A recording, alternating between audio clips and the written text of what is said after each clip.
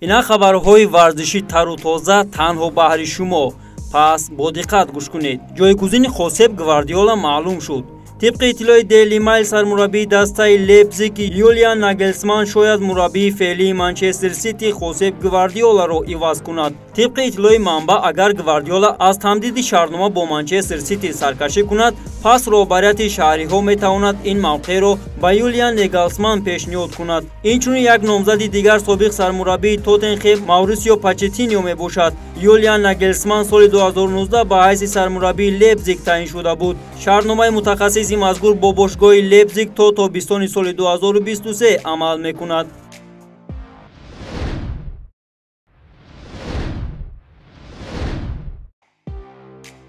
باز هم از فوتبال سخن میکنیم. اینک از فوتبال بازی تاجیک. پس متوجه باشید. پس گل آوری عمرباєв با پیروزی کلونی لوکوموتیو. دسته لوکوموتیو پلودیو در بازی دوری دهم چمپیونات بلغاریا با دسته سارتسکو سلو بازی نمود. این واقعی با حساب 3-0 با فایده فوتبال بازان لوکوموتیو پلودیو با پایان رسید. پرویز جان عمرباєв فوتبال بازی تاجیک در این رقابت 84 دقیقه بازی کرد و سهمش را در پیروزی گذاشت. عمرباєв در گل اولی دستش که مؤلف آن دینیس آلمیدا شد پرتافت گل‌آور را انجام داد. دسته لوکوموتیو بعد 10 دور با کسب 22 گل در زینه اول است. بازی نوبتی دسته 30 اکتبر با مونتانا صورت میگیرد.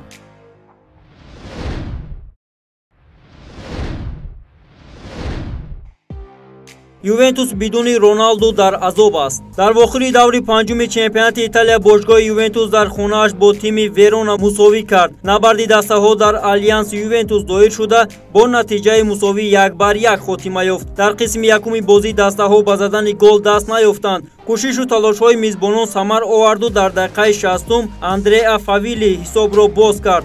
خورسندی میزبانان دیر دوام نکرده چرا که در دقیقه 77 دیان کلوسیوسکی حساب را برابر کرد. همینطور بازی مذکور با نتیجه مساوی 1-1 خاتمه یافت. این بار اول نیست که یووه در نبودن رونالدو با چنین ناکامی‌ها روبرو می‌شود. تورینی‌ها قبلا در بازی با دسته‌های روما 2-0 کروتون 1-1 نیز امتیاز از دست داده بودند.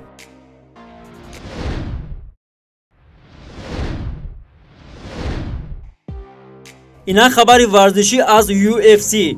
نابغه UFC از بهترین بودن حبیب شبهه دارد. سابق قهرمان UFC در وزنگران جان جونز از آن ناراضی است که پرزیدنت این تشکیلات دانا وایت رزماور روس حبیب نورمگامدوف را یکی از بهترین جنگاوران در تاریخ UFC اعلان نموده است. او میگوید من 15 مرتبه عنوان قهرمانی را به دست آوردم. او باشد تنها 4 بار. دلیل آنکه دانا مقام بزرگترین را محاکمه میکند این الکه حیرت آور است. من میپرسم که چرا حبیب در صحبت‌ها درباره چیزی از همه بزرگ سخن میگوید. آنها به من میگویند که من از جنگ‌های نورمگامدوف لحظه لذت برم. متاسفانه لحظه او به زندگی کاری من خلل میرساند. با آنهایی که مرا به استفاده موادهای نیرودهنده عیبدار میکنند. اگر من همگی 4 روز پیش از برای مبارزه عنوان قهرمانی شروع کرده باشم من نیز مثل دیگران به نظر میرسیدم. اما احتمال شما همه چیز را تنها از روی نمایش‌های آخرین بها میدهید. نوشته است جونز در صفحه توییترش.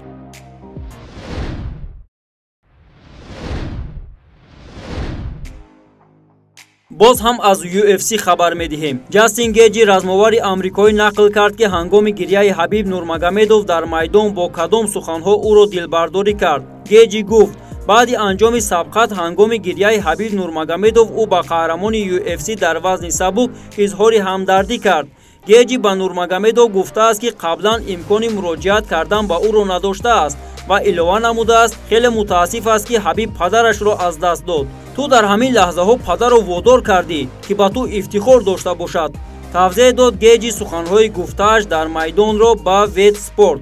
شب 25 اکتبر حبیب نورمگامدوف در دور دوم سبقت با جاستین گیجی با استفاده اصول بوغی کننده پیروز شد. فعلا حبیب شکست ندیده بوده در 29 سبقتش 29 پیروزی دارد. در پی پیروزی بر گیجی نورمگامدوف از رهبریت UFC خواست او را در صدر بهترین رزمکاران جای دهد چون او ارزنده باشد.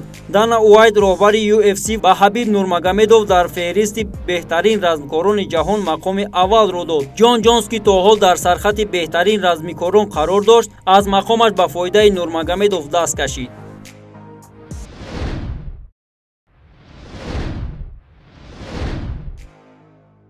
роналду ҳабибро табрик кард. ҳамлавари бошгоҳи ювентус криштиану роналду размовари руси UFC ҳабиб нурмагомедовро бинобар сабаби пирӯзиаш дар UFC 254 бо рақиби амрикоиаш ҷастин геҷи табрик кард. туро табрик мекунам бародарам, падарат аз ту ифтихор мекунад, навиштааст роналду дар саҳифаи инстаграмаш. ёдовар мешавем ки ҳабиб рақиби амрикоиаш геҷиро шикаст дод. барои ҳабиб ин 29-умин пирӯзӣ дар фаъолияти варзишиаш ба шумор меравад. баъди ин комёбӣ ӯ аз анҷоми фаъолияти варзишиаш расман хабар дод.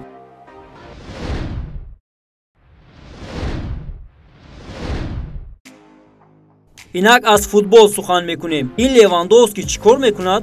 левандовски рекордгузор аст.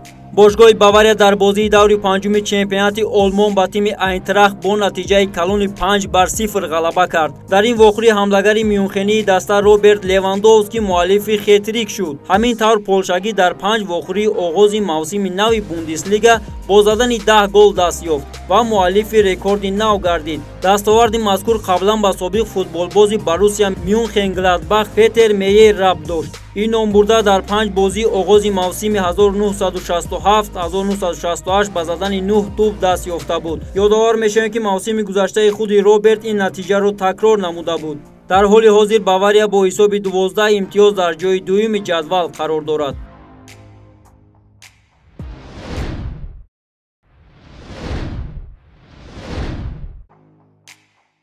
натиҷаи рекордии Зидан дар Камп Nou. Зинедин Зидан бори даҳум ба ҳайси сармураббии дастаи Реал Мадрид шогирдони худро бар зидди Барселона вориди майдон кард.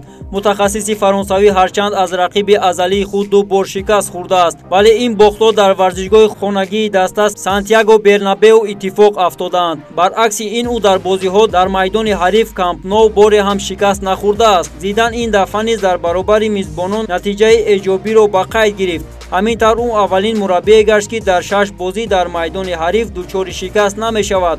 ҳоло дар ҳисоби ӯ 3 ғалаба ва 3 бохт аст.